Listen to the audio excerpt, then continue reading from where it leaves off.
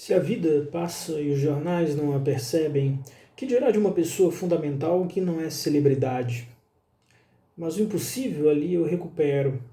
Era irônico que, perseguido na ditadura como um terrorista, ainda depois, no tempo dos anistiados, Luiz do Carmo não conhecesse a justiça. Se antes havia tido a negação absoluta de direitos e de leis democráticas, agora nos anos de governo eleito pelas urnas, quando podia ir e vir, discursar e escrever, ele continuava sem justiça.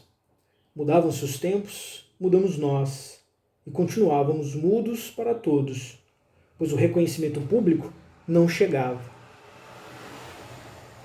Bom, gente, já faz um tempinho que eu não comento aqui nada nessa série que eu intitulo de Literatura, Memória e Política, mas hoje eu resolvi voltar, assim, para tentar manter algum diálogo com o que já foi dito antes, com alguns textos que eu já sugeri para leitura, que eu comentei, e venho para trazer uma leitura recente que eu tenho feito, né, a leitura mais recente desses livros sobre, que romanceiam, que ficcionalizam o período, né, ou a memória pós-ditatorial de 1964 a 1985, essa memória que ainda nós vivemos todos os dias, né? E eu escolhi exatamente hoje, né, porque, enfim, como vocês devem saber, nós estamos hoje no dia 10 de agosto de 2021 e um fenômeno bastante bizarro, esdrúxulo está acontecendo agora, né? Aconteceu hoje pela manhã em Brasília, né, que foi o desfile de carros blindados, tanques, enfim, carros militares, né, carros de guerra, né, das tropas armadas da Marinha, passando pela esplanada dos ministérios, né, cumprimentando ali o ministro das Forças Armadas, o Braga Neto, e o presidente Jair Bolsonaro, justamente num dia, né, que é um dia de votação no Congresso para a outra bizarrice, que é a tentativa de desmontar, né, o sistema eleitoral brasileiro e implantar aí o que eles chamam de voto auditável, voto, sei lá, já deram tanto nome para isso, mas é o voto impresso, né, seria a impressão dos votos. Né, eu acho que alguém que acompanha aqui esse canal e as coisas que eu falo já viram, né, devem saber, né, do quanto isso é bizarro, do quanto isso é esdrúxulo, do quanto isso, na verdade, é muito mais uma tentativa aí, uma tentativa descarada, né, do governo atual, que, claro, tem um pé ali, um pé não, dois, três, quatro, cinco ainda no quartel, né,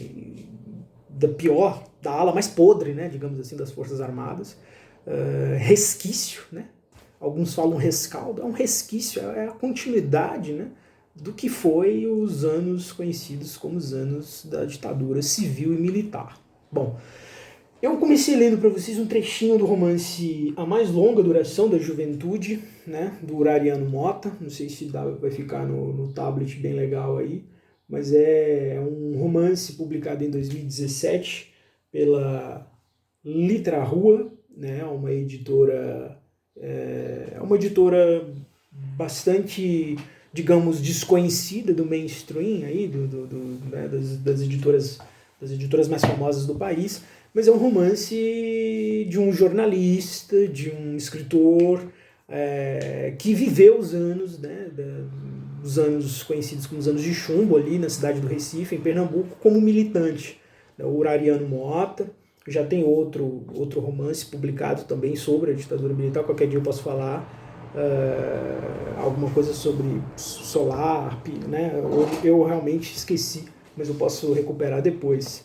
Bom, eu li um trechinho que conta, né, que narra, digamos assim, um pouco da tônica que o romance passa pra gente na leitura. É um romance sobre a permanência, né, sobre a permanência desse tempo, desse período.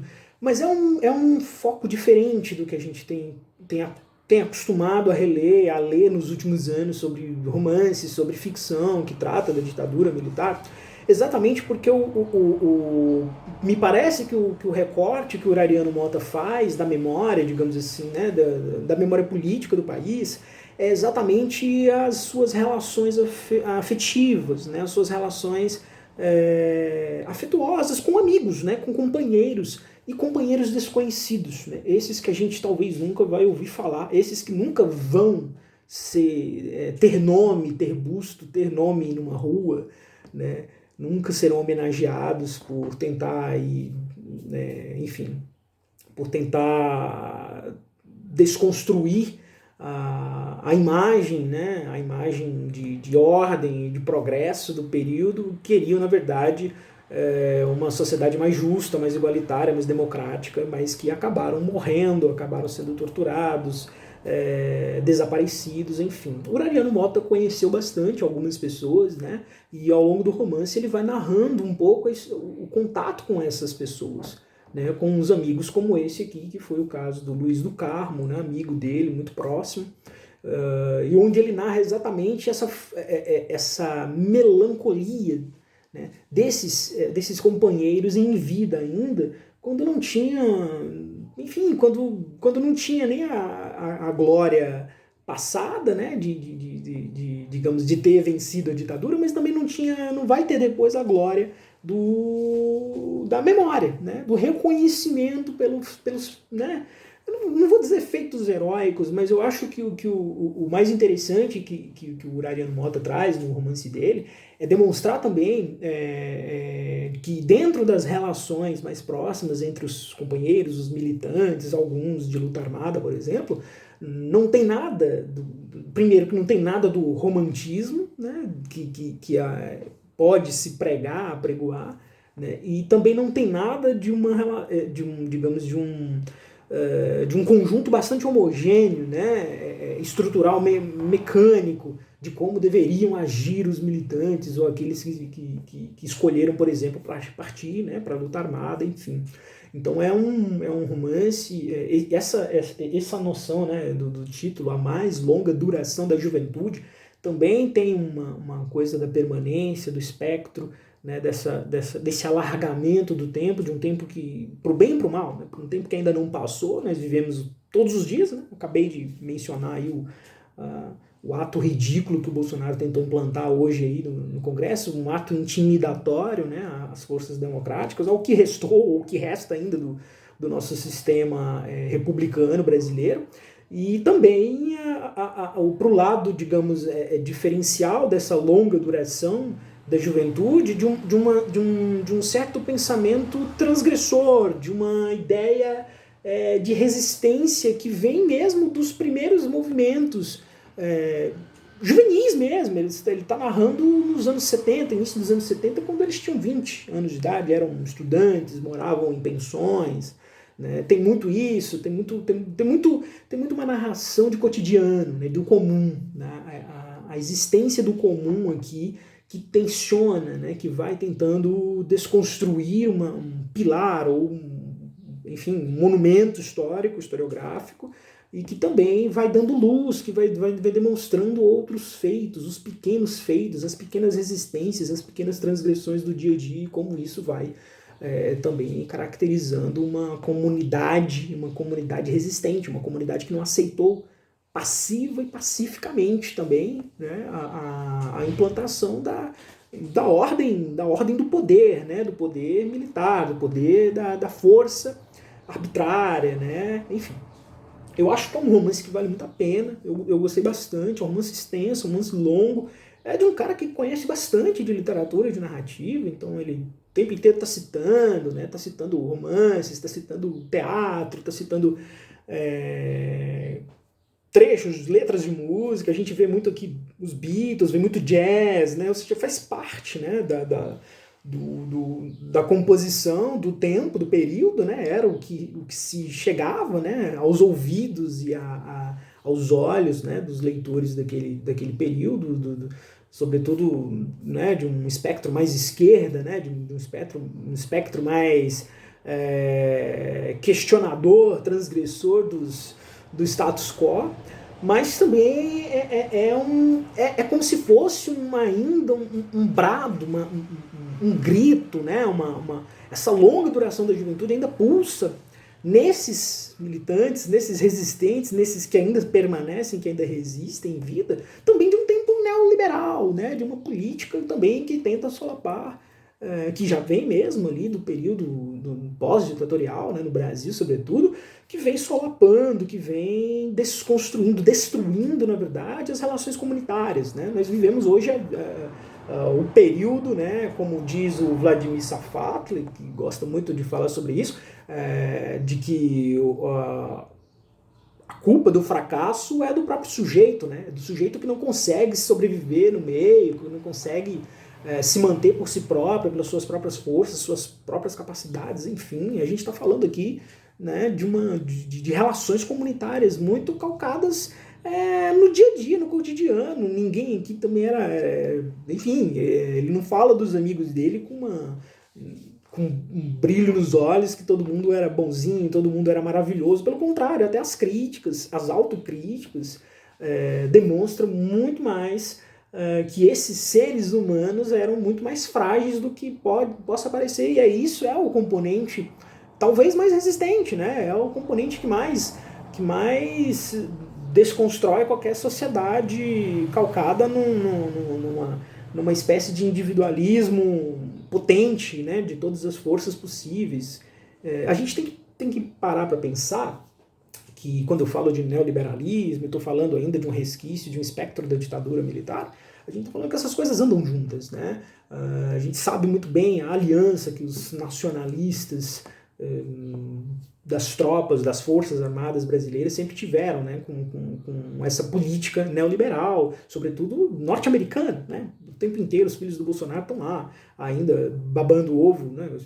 Saiu esses dias aí uma foto do Eduardo Bolsonaro visitando o Trump, ou seja, essas relações ainda se mantêm, né? E esses símbolos são todos esses símbolos que tentam solapar, destruir, né? Acabar com qualquer relação comunitária, relação de participação, de solidariedade no meio social, né, de outras construções. A gente está falando aqui de outras formas de vida, né, está falando de políticas feitas no dia a dia. Né, e eu acho que o Urariano Mota traz muito isso. Né, era isso que eu queria comentar. Né, deixo aí uma sugestão de leitura. A Mais Longa Duração da Juventude, esse romance do Urariano Mota, é um autor pernambucano. Traz também esse lado mais regional. Jamais eu vou chegar aqui e falar que é um romance regionalista, longe disso, né? Pelo menos do que a gente considera ou do que a gente conhece como romance regionalista, né? Mas sem sombra de dúvida, também um outro foco, um outro lugar de memória. Né? A gente tem muito costume de ler romances, ficções, contos, filmes, ver filmes, né? Sobre memórias da ditadura ali nos lugares centrais, né? Eixo Rio-São Paulo, algumas vezes, né, como eu já comentei aqui em outros livros, no Araguaia, mas essa no Recife, por exemplo, é um ponto bom, né? Porque há ainda um certo mito no país de que outros lugares não sofreram tortura, não sofreram perseguição, né? Que foi tudo muito mais brando, muito mais ordeiro, e a verdade é que não foi assim, né? A gente não tem conhecimento, isso não chega na história, e é mais um ponto fundamental que o romance vem aí para contribuir, né? Ele está questionando uma grande história sobre o Brasil e sobre a história ditatorial e falando, ó, esses personagens existiram, eles estão aqui ainda, eles permanecem de alguma forma na minha memória, né? Na memória que ele está de uma certa forma colaborando, né, transformando ela em uma memória pública, numa memória coletiva. Tá?